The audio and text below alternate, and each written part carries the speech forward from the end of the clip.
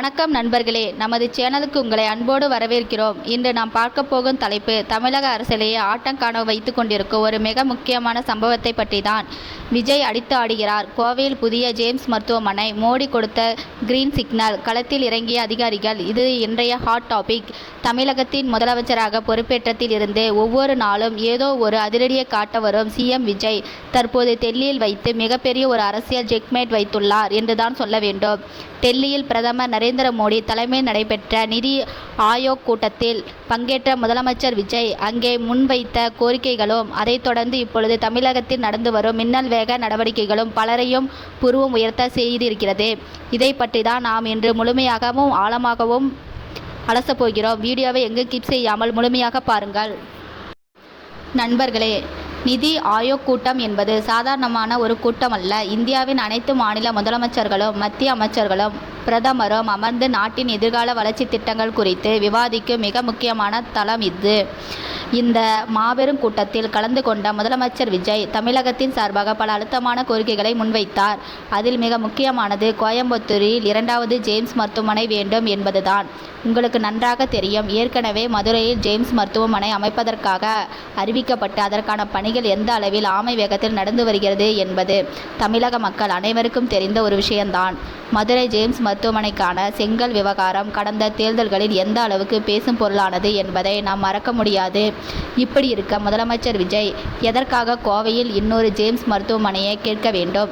இங்குதான் அவருடைய அரசியல் சாணக்கியத்தனம் வெளிப்படுகிறது. கோவை என்பது தமிழகத்தின் மான்செஸ்டர், மேற்கு மண்டலத்தின் மிக முக்கியமான தொழில் மற்றும் கல்வி மையம். கொங்கு மண்டல மக்களின் நீண்ட கால கோரிக்கைகளில் ஒன்று. அந்த பகுதிக்கு உலகத்தரம் வாய்ந்த ஒரு மத்திய அரசு மருத்துவமனை வேண்டும் என்பது.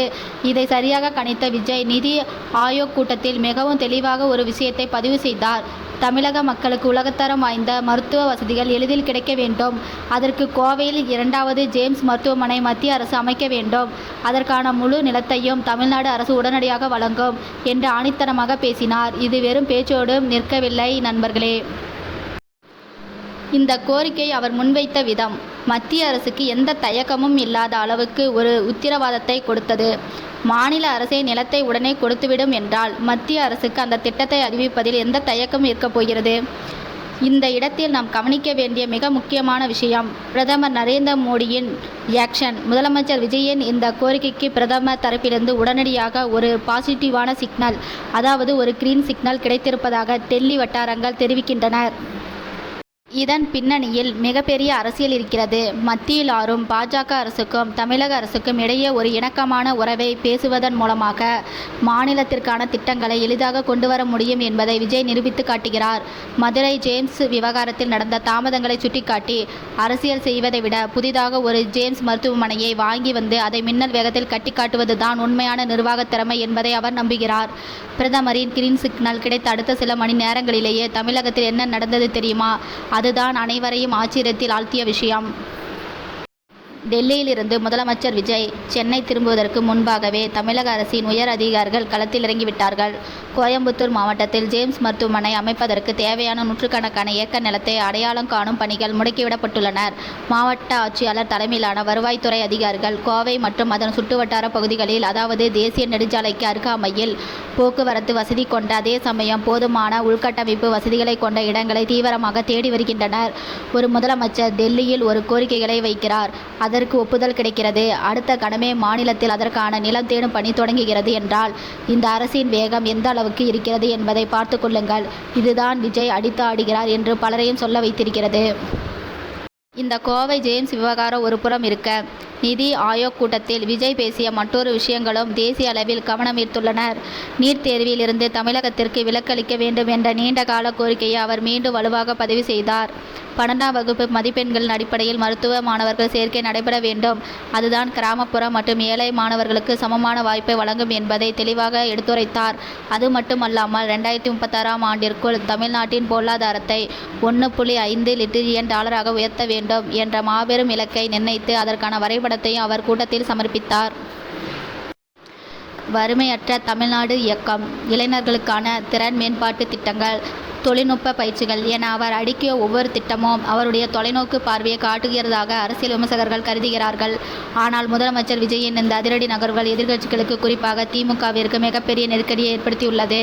சட்டமன்ற எதிர்க்கட்சி தலைவரான உதயநிதி ஸ்டாலினின் விஜயின் பேச்சை கடுமையாக விமர்சித்துள்ளார். திமுகவின் திராவிட மாடல் ஆட்சியில் கடந்த 5 ஆண்டுகளில் கொண்டுவரப்பட்ட திட்டங்களை தான் இப்பொழுது தாவேகா அரசு காப்பி அடிக்கிறது என்று அவர் குற்றம் சாட்டியுள்ளார். அது மட்டுமல்லாமல் அண்டைய மாநிலமான கர்நாடகாவுடன் மேகதாது அணை விவகாரத்தில் பிரச்சனை போய்க் கொண்டிருக்கும் போது அது பற்றி நிதி ஆயோக் கூட்டத்தில் விஜய் ஏன் வாய் திறக்கவில்லை என்று எதிர்க்கட்சிகள் கேள்வி எழுப்புகின்றனர். ஒருபுறம் மத்திய அரசுடன் இணக்கமாக சென்று மாநிலத்திற்கான திட்டங்களை விஜய் பெற்று வந்தாலும், மறுபுறம் மாநில உரிமைகள் சார்ந்த சில விஷயங்களில் அவர் மென்மையான போக்கை கடைபிடிக்கிறாரோ என்ற விமர்சனமும் இல்லாமல் இல்லை. எது எப்படி இருந்தாலும் கோவையில் ஜேம்ஸ் மருத்துவமனை அமைப்பதற்கான ஆரம்பகட்ட பணிகள் தொடங்கிவிட்டது என்பது கொங்கு மண்டல மக்களை பெரும் மகிழ்ச்சியில் ஆழ்த்தியுள்ளது. நிலம் தேர்வு செய்யப்பட்டு மத்திய அரசின் முறைப்படி ஒப்படைக்கப்பட்டவுடன் இதற்கான அதிகாரப்பூர்வ அறிவிப்பு வெளியாகும் என எதிர்பார்க்கப்படுகிறது. மதுரை ஜேம்ஸ் போல இல்லாமல் கோவை ஜேம்ஸ் மருத்துவமனையின் கட்டுமான பணிகள் குறிப்பிட்ட காலக்கெடுவுக்குள் முடிந்து மக்களின் பயன்பாட்டிற்கு வரும் என்று தமிழக அரசு தரப்பில் உறுதியளிக்கப்படுகிறது. இது மட்டும் நடந்தால் வருகின்ற நாடாளுமன்ற மற்றும் சட்டமன்ற தேர்தல்களில் கொங்கு மண்டலத்தில் தாவேகாவின் வாக்கு வங்கி அசுர வளர்ச்சி அடையும் என்பதில் எந்த சந்தேகமும் இல்லை. முதலமைச்சர் விஜயின் இந்த வேகம் கடைசி வரை தொடருமா? பொறுத்திருந்து பார்ப்போம். இந்த கோவை ஜேம்ஸ் திட்டம் பற்றி, முதலமைச்சர் விஜயின் அதிரடி நடவடிக்கைகள் பற்றியும் நீங்கள் என்ன நினைக்கிறீர்கள்? உங்களுடைய கருத்துக்களை கீழே உள்ள கமெண்ட் செக்ஷனில் மறக்காமல் பதிவு செய்யுங்கள். மேலும் இது போன்ற பல சுவாரஸ்யமான அரசியல் செய்திகளுக்கும் ஆழமான அலசல்களுக்கும் நமது சேனலை சப்ஸ்கிரைப் செய்து தொடர்ந்து இணைந்திருங்கள். நன்றி, வணக்கம்.